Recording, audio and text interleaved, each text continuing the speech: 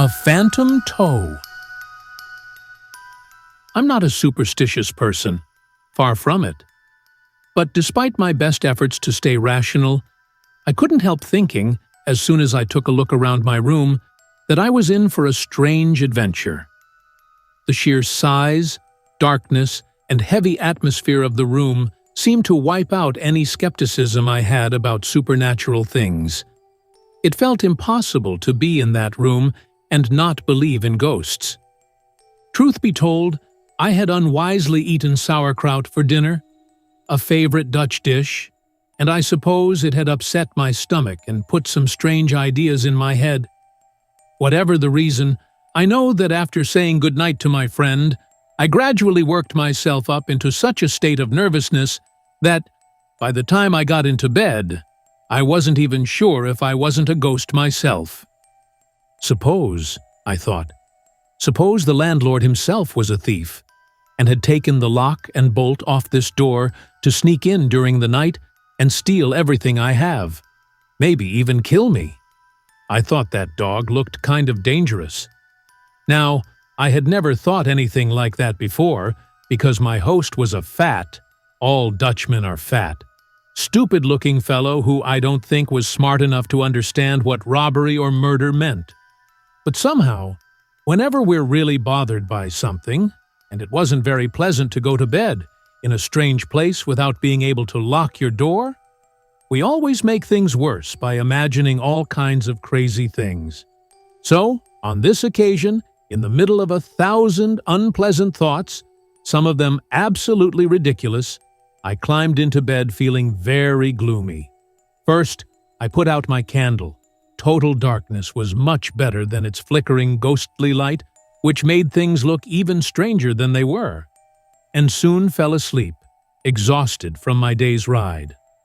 I don't know how long I slept, but I woke up suddenly from a terrible dream about thieves, ghosts, and long, twisting hallways in a haunted inn. An indescribable feeling came over me, something I'd never felt before. It felt as if every nerve in my body was being tickled by 100 spirits, and it was so hot that, inwardly cursing my host's sauerkraut and wondering how Dutch people could stand to eat such poison, I had to sit up in bed to cool down.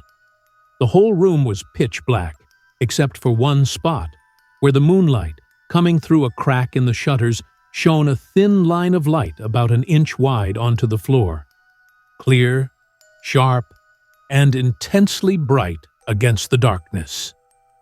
You can imagine my horror when, looking at that line of light, I saw a naked human toe. Nothing more. For a moment, I thought it must be some trick of the moonlight, or maybe I was only half awake and couldn't see properly. So I rubbed my eyes a few times and looked again. But it was still there, that horrible thing, plain, clear, and immovable. It was as still and stiff as a marble statue, but in every other way, terribly human. I'm not easily frightened.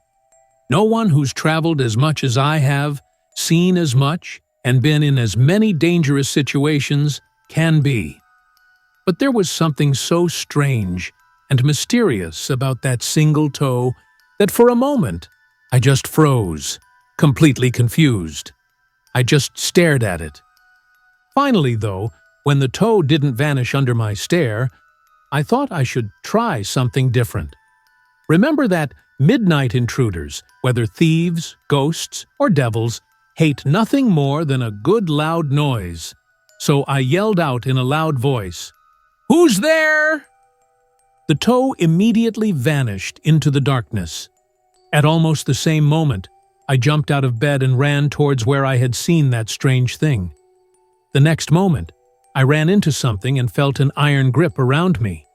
After that, I don't remember exactly what happened, except that a terrifying struggle started between me and my unseen opponent.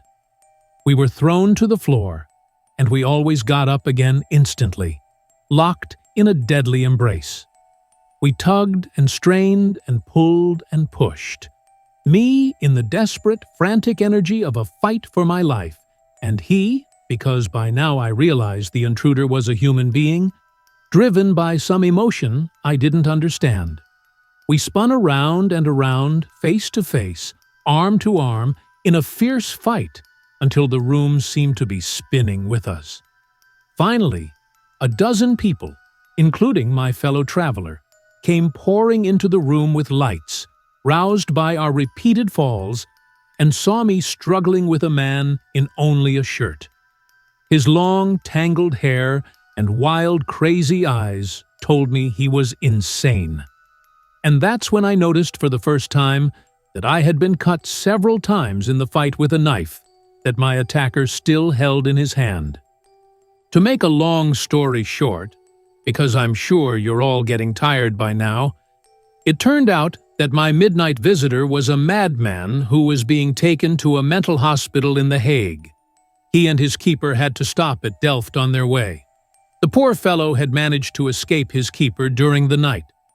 The keeper had carelessly forgotten to lock his door, and with that irresistible desire to hurt people that many insane people have, he took a pocket knife from the man who was in charge of him, sneaked into my room, which was probably the only unlocked one in the house, and was probably thinking about killing me when I saw his toe in the moonlight, the rest of his body hidden in the shadows. After that terrible attack, he was watched much more closely, but I should point out, in defense of the keeper, that this was the first time he had ever tried to hurt anyone. The end. If you like the story, hit that like button and subscribe for more videos. Let me know your thoughts in the comments below. Was there anything that surprised you? Who's your favorite character in the story? I can't wait to hear your thoughts.